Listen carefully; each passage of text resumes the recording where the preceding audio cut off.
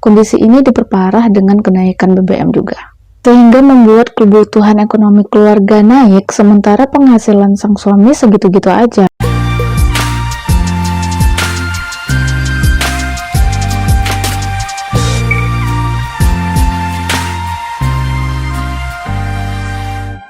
Hai guys, assalamualaikum, welcome back my YouTube channel. Guys, kalian pernah dengar nggak gegara BBM naik, perceraian meningkat, atau angka perceraian naik? Itu emangnya bagus? Pernikahan menjadi hubungan yang sangat sakral untuk pria dan wanita, namun nggak semua pasangan bisa mempertahankan hubungan pernikahan hingga akhirnya menggugat cerai. Dampak perceraian bisa sangat berbahaya bagi psikologis dan mental seseorang ya guys. Jadi karena bukan masalah yang sepele, kita harus bijaksana dalam memandang sebuah perceraian. Pasalnya, dampak perceraian akan terbawa sampai kapanpun dan bisa menimbulkan trauma pada seseorang. Nah, ini berdasarkan dari data BPS ya guys, berdasarkan survei. Jadi dalam statistik Indonesia tahun 2022 kemarin, sebanyak 447.743 kasus perceraian terjadi pada tahun 2021.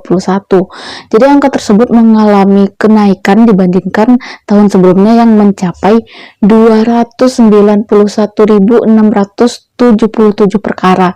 Nah, data BPS tersebut hanya mencakup perceraian untuk orang Islam aja. Maksudnya dari data itu diambil dari Pengadilan Agama. Sebenarnya kasus perceraian ini penyebabnya apa aja sih? Terdapat dalam pasal 19 Peraturan Pemerintah Nomor 9 Tahun 1975 dan pasal 116 Kompilasi Hukum Islam atau KHI menyebutkan setidaknya terdapat 13 faktor penyebab perceraian guys. Antaranya yaitu zina, mabuk, madat, judi, meninggalkan salah satu pihak, dihukum di penjara, poligami, kekerasan dalam rumah tangga atau KDRT, terus ada cacat badan, perselisihan, dan pertengkaran terus-menerus, kawin paksa, murtad, dan ekonomi. Menurut catatan Direktorat Jenderal Badan Peradilan Agama MA atau Ditjen Badilak MA, ada 4 faktor terbesar penyebab perceraian ini terjadi. Yang faktor seperti faktor ekonomi, misalnya nggak memberi nafkah atau tidak punya pekerjaan, nggak punya penghasilan, itu ada sekitar 14% guys. Jadi itu kalau dihitung di dalam data ada 71.194 perkara. Yang melambungnya harga bahan bakar minyak atau BBM ternyata berpengaruh pada tingkat perceraian juga. Jadi salah satu ini kan terjadi di Kabupaten Pati, Jawa Tengah. Hal ini dilansir dari murainews.com. Berdasarkan fakta persidangan, mayoritas ribuan pasangan ini memilih cerai lantaran tertekan dengan kebutuhan sehari-hari akibat perekonomian yang belum stabil usai pandemi tersebut.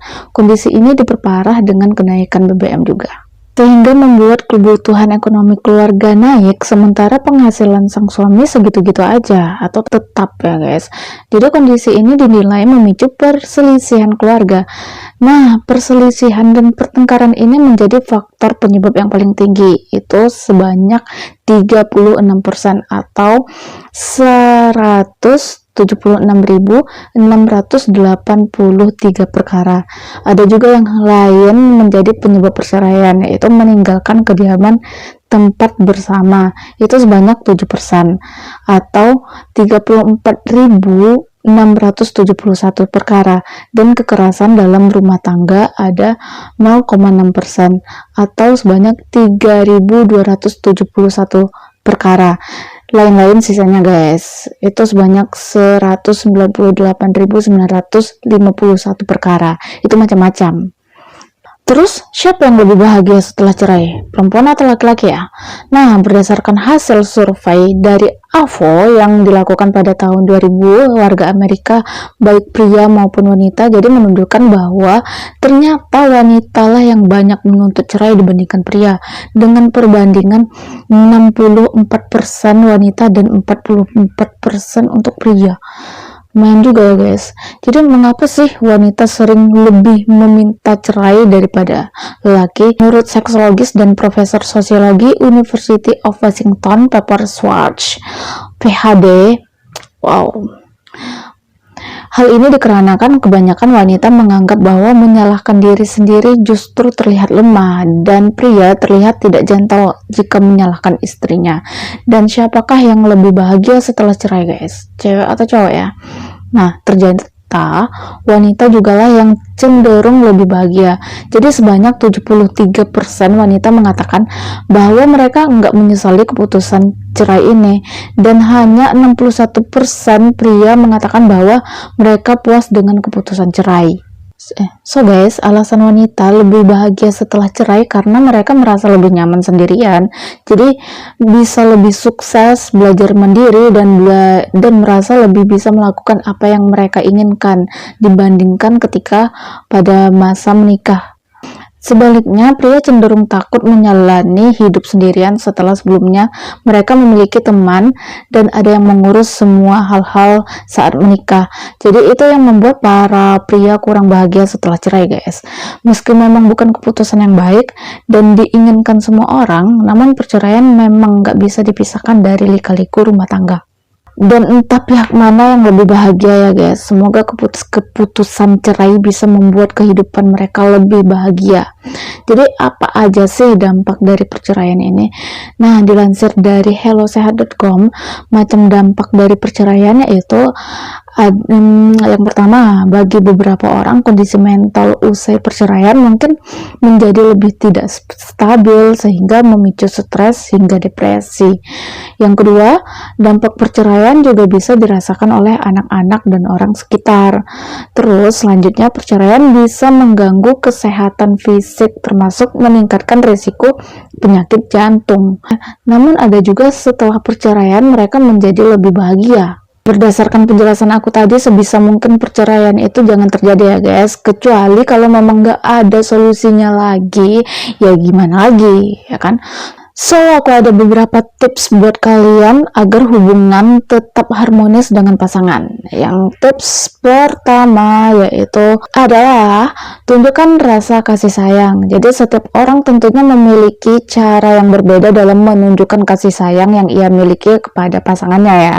Jadi ada yang dapat dengan mudah menyatakan secara langsung seperti I love you, tapi ada juga yang lebih nyaman menyampaikannya melalui macam perilaku atau tindakan, misalnya memberikan semangat, mengucapkan selamat tidur, atau mengantarkan ke kantor, memeluknya, dan sebagainya.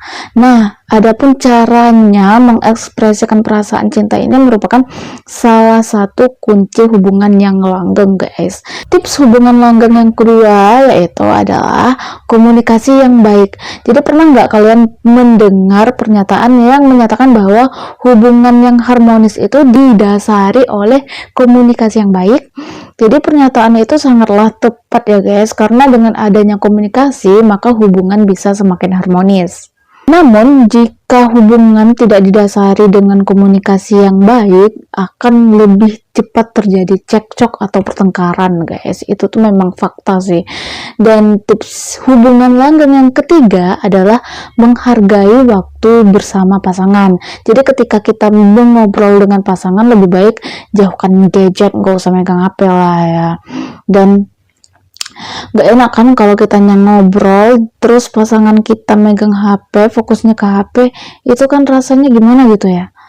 Aduh, pasti bakalan ribut ya guys. Tips selanjutnya ya guys, tenangkan diri saat ada masalah. Jadi semakin lama menjalin hubungan dengan pasangan, sebaliknya kamu semakin yakin bahwa berbagai macam rintangan bisa kamu lewati dan kamu hadapi bersama dengan pasangan.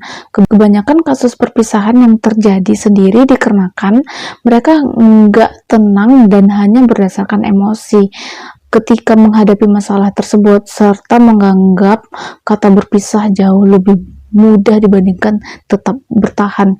Jadi padahal jika pasangan dapat saling menahan diri, maka berbagai masalah yang sedang dihadapi itu bisa segera diatasi karena kamu bisa saling menguatkan dan saling introspeksi diri.